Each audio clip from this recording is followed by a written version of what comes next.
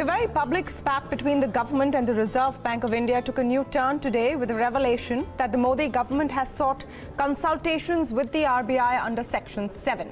Now, Section 7 of the RBI Act essentially gives the government broad powers to give directions to the RBI in public interest. Now, while there's a lot of guesswork and opinion on what the RBI Governor Urjit Patil may do next, it's important at this juncture to ask a broader question. Is there a pattern emerging in how the Modi government handles key Indian institutions? We're already witnessing a messy situation in the Central Bureau of Investigation. At the start of this year, 4 senior judges of the Supreme Court went public with their dissatisfaction against then Chief Justice of India, Deepak Mishra. So is it just a coincidence that at least 3 key institutions, the RBI, the CBI and the judiciary, have seen unprecedented strife, all in the span of about a year? What's wrong and what's going on? To speak more on this, I'm joined today by Ajay Dua, who's former secretary in the Ministry of Industry and Commerce. We're also speaking today with retired Justice Kolse Patil, of course, of the Bombay High Court, and A.K. Bhattacharya, editorial director at the Business Standard. Welcome to all of you and thank you for speaking with us. Just on the broader question, Justice Patil, I want to start with your view on, is it a fair assessment to make this point today? Because what is happening in the CBI is unprecedented. You have a director who's been sent on leave and has gone to court saying that, there's interference. What we saw with 4 senior-most Supreme Court judges earlier this year, and now in the RBI as well. Of course, if you see even Raghurajam's regime, this Reserve Bank was under pressure and he was made to resign. So even before demonetization, the Reserve Bank was forced to accept that decision. And therefore, not only Reserve Bank, if we see what is democracy? Democracy based on 4 pillars, and out of which media, it's all right, we can ignore it. We cannot ignore, but you people are under pressure. Judiciary was under pressure. Bureaucracy, so whenever they feel they transfer, they put somebody on that place, so bureaucracy was under pressure. And IB, RAW, not a single institute where this democracy is dependent on these institutions were free from pressure of Modi and Shah. Now see the Kerala incident. If Sabrimala, what Amit Shah said in case of Sabrimala, that he is directing Supreme Court to give decisions which are not in the Loka Bhavna. What do you mean? Does he mean?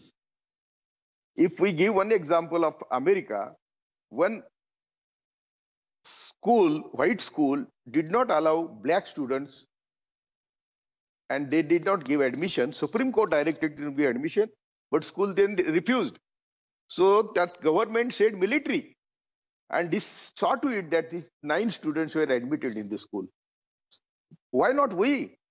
See, they started taking law in their hand before even Babri Masjid, and that they saw to it that TV and all mediums were used for showing Rama and Mahabharata. So trying to bring Varna Vyavastha again, and that resulted into Babri Masjid. And thereafter Gujarat, and now this lynching, now Ghar Wapsi, now all this, what is this? I want to narrow focus on. Just a minute. I want to narrow focus on institutions today. Just a minute. Our democracy is to run by checks and balances.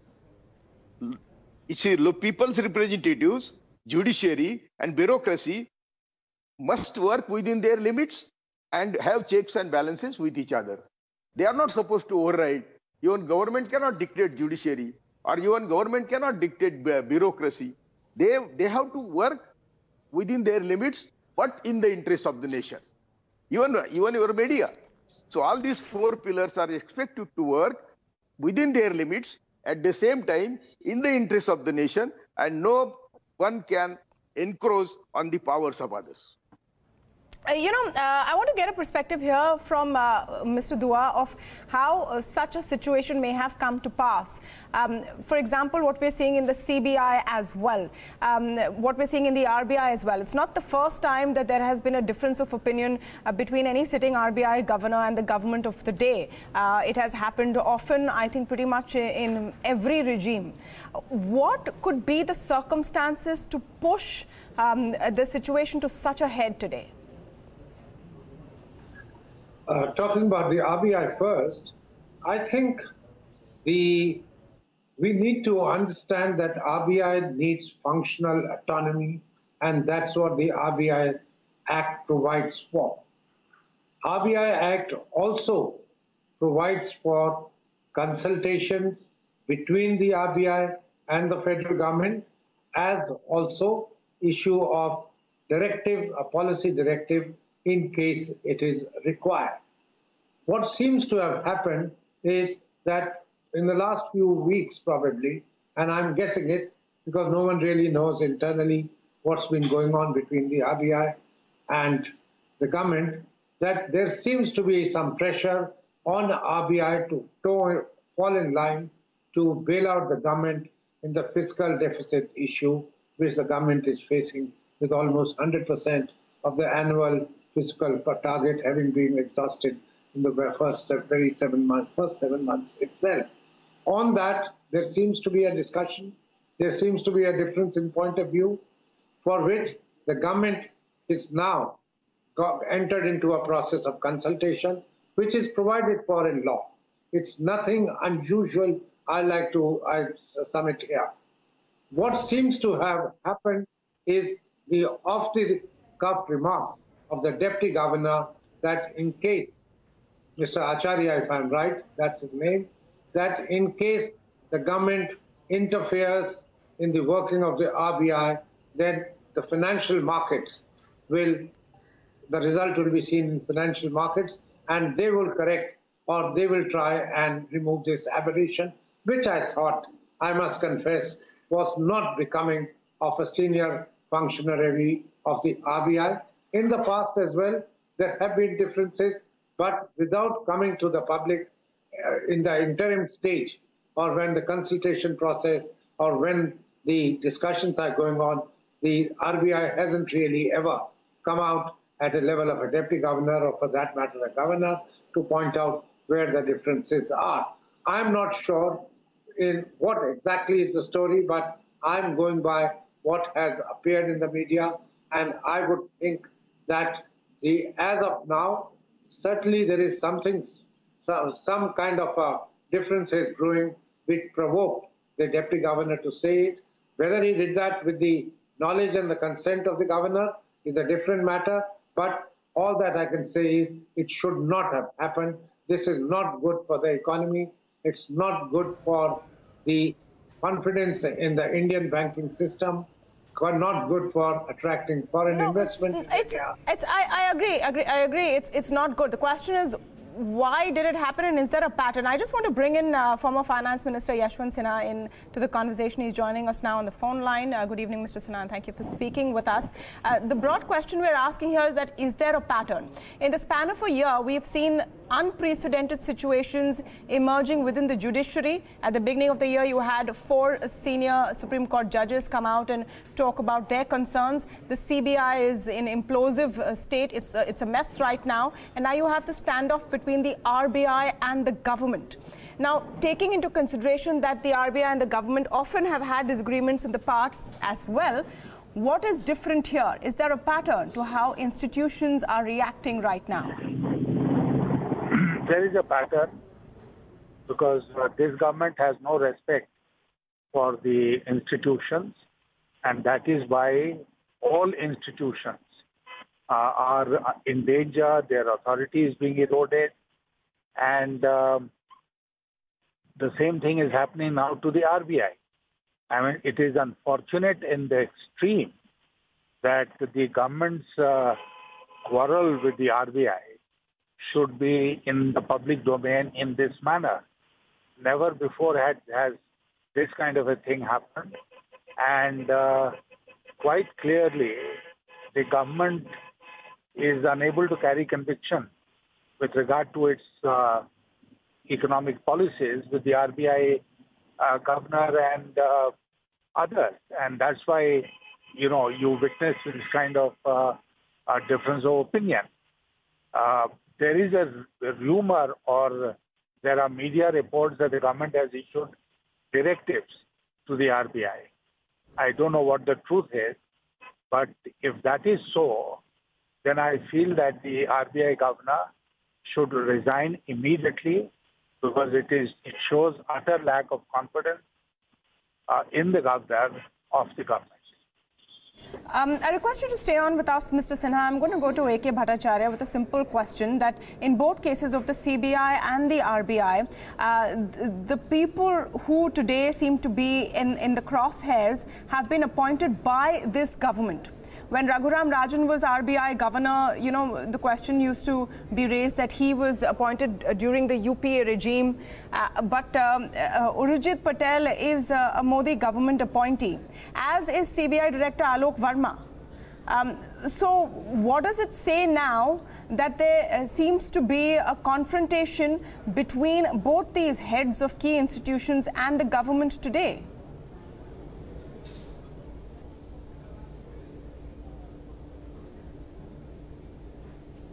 Yes, Mr. Bhattacharya.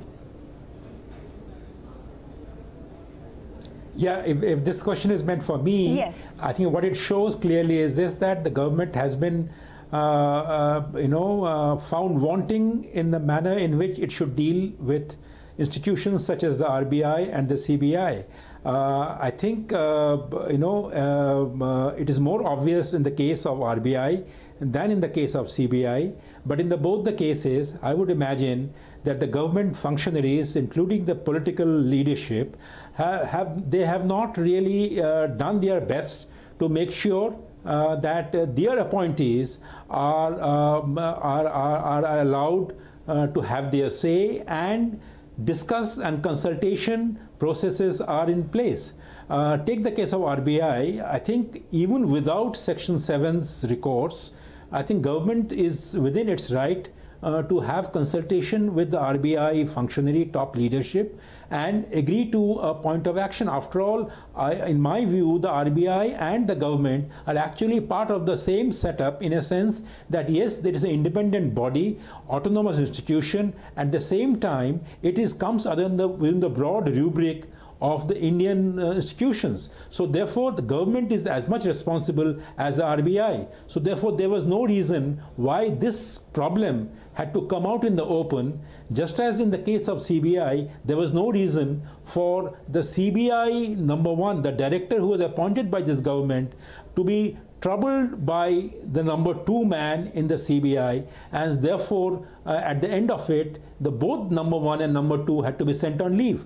So actually what it points out is that the government has been wanting in the manner in which they should have handled the institutions. So I mean, and I will separate the judiciary issue because the judiciary issue is slightly different. I think what happened there is a kind of an internal problem of the judiciary. It also had a government aspect to it, but I think the CBI and the RBI problem is a kind, and the Supreme Court problem, when it happened in the case of Mr. Mishra and his other judges, was a little different. So I don't think we should club the two kinds of problem, but in the case of CBI and the RBI, it's clear that the government should have been a little more proactive, should have been a little more consultative, and should have involved itself in actually negotiating, discussing with its institutions like CBI and RBI. RBI is not a insignificant body. It is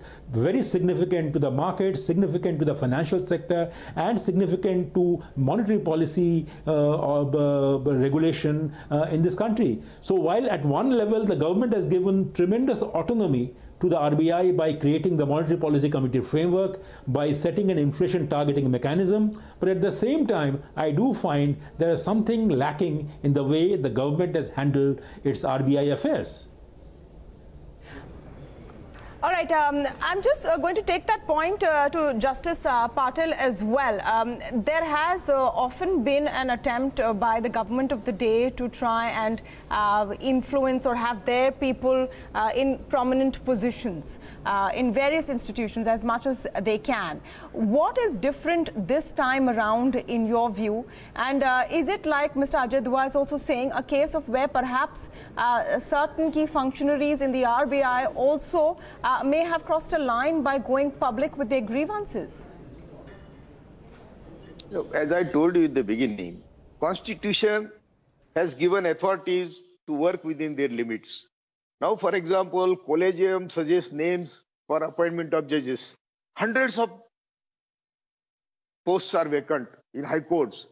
I don't know about Supreme Court. But the judges are not being selected by government, names are not being accepted. As Bhattacharya said, that is a different issue, but see the democracy. On these four pillars. Now, if you people, even anchor, say something against Modi, he's removed. He's removed from the services. He's made to remove by the owner. Therefore, that is also one of the pressure. So RBI is under pressure, CBI is under pressure, all these other institutions are under pressure. So what does it mean? And how do you suggest, how can you suggest? Even Jaitley, day before yesterday, said that we have to weigh the work function of other institutions in the light of elected representatives. What does it mean? If elected representatives are supreme, then all other institutions become infectious. All other institutions where democracy is dependent on, they have to be respected. They have to be allowed to work within their limits. And unless you allow them, every now and then, if you bring pressure on them, how are they going to support? And so how they are supposed to work freely? Therefore, all of these institutions have to be protected. Not only protected, they are even given freedom of work, and that is not being given. You know, Mr. Dua, can we go into how such situations in your experience have been handled in the past, where there have been disagreements, where governments and top bureaucrats perhaps may have tried to get their way, there may have been resistance on the other side, but it has not turned into such an unseemly situation. Here, does it also smack of trying to get your way one way or the other? Looks like that way. Talking about how these such situations would have been handled in the past, all that I would like to say is that as long as they were away from the gaze of the public, these were easier to resolve.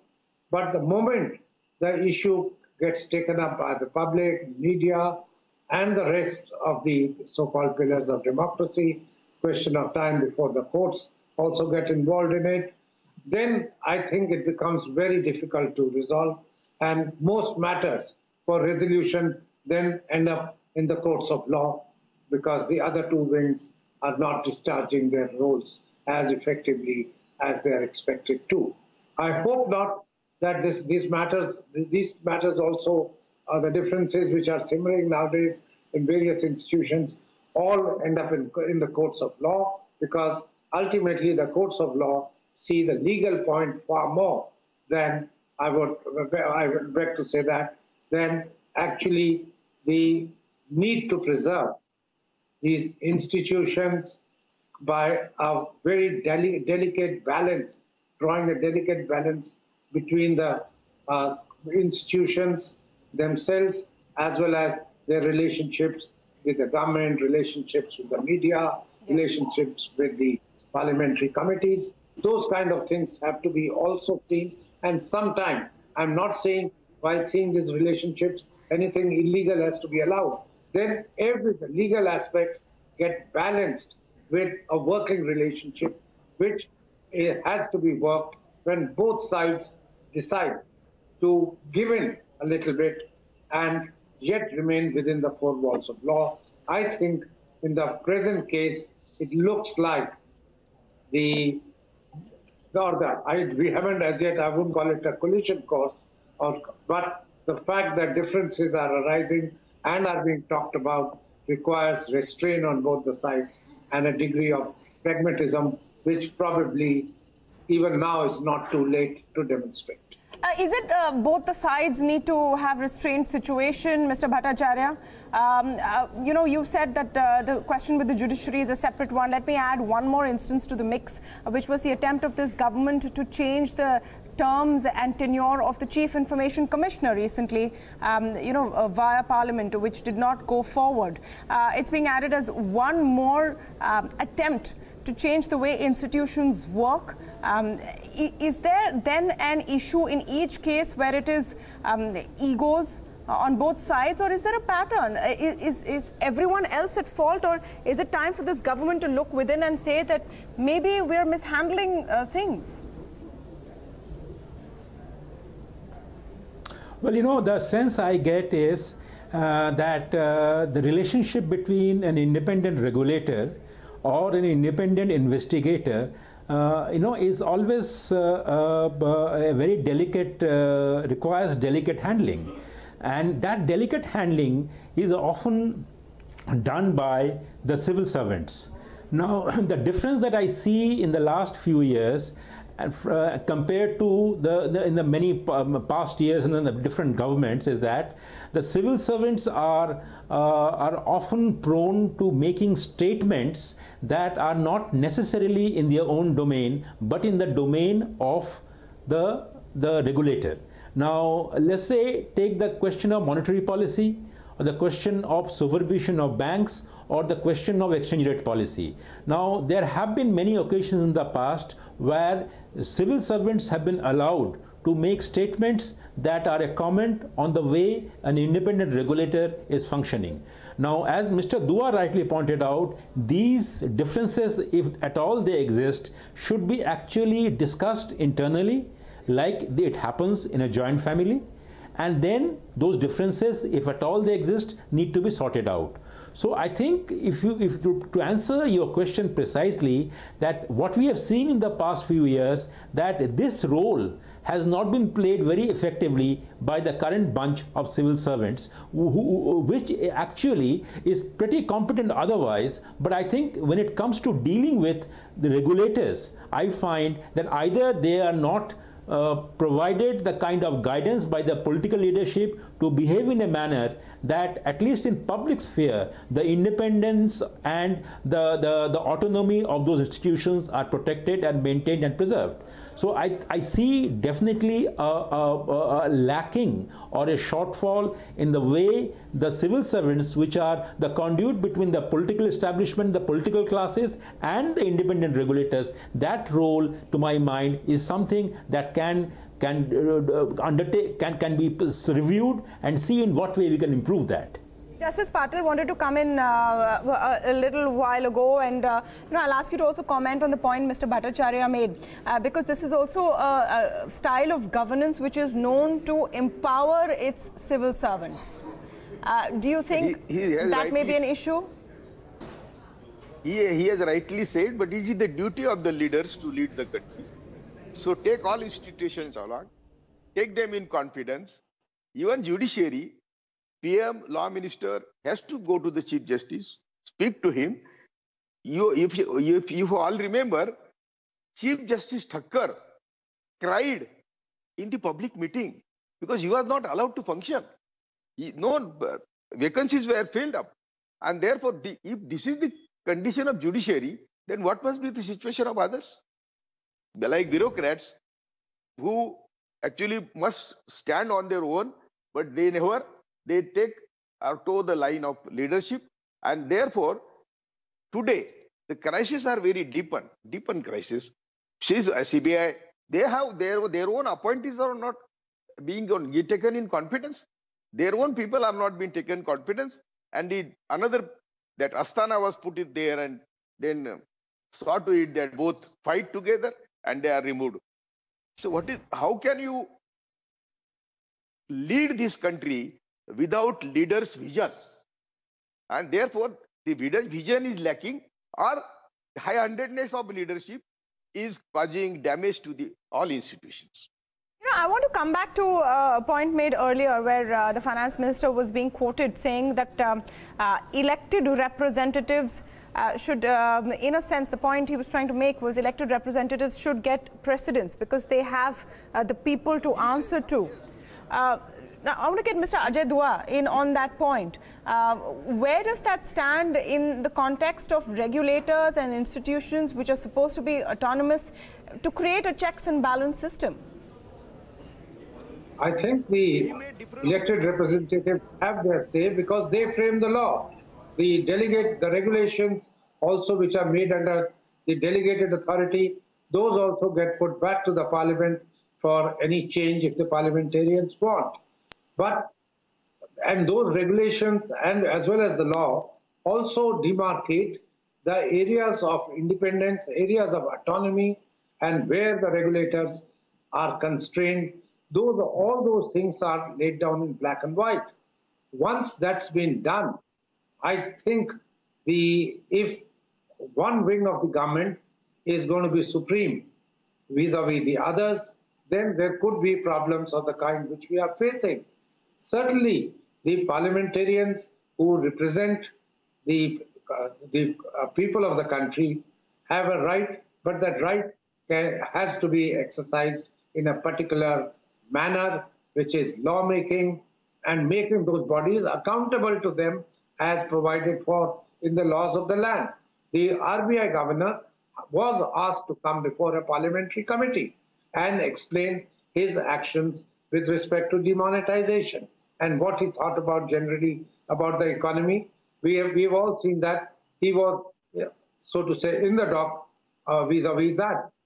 And that is there because Parliament is supreme in terms of accountability of the institutions which have been created by the government, by laws of Parliament and other dispensations. But it cannot be, I'm afraid, the accountability has to be laid down and it cannot be on a day-to-day basis giving directions to an autonomous regulator or the RBI or the CBI, any authority, merely because you happen to be an elected representative. You know, an interesting analogy here comes to mind from the now very famous Viralacharya speech, where he talks about governments playing T20 matches while institutions play test cricket.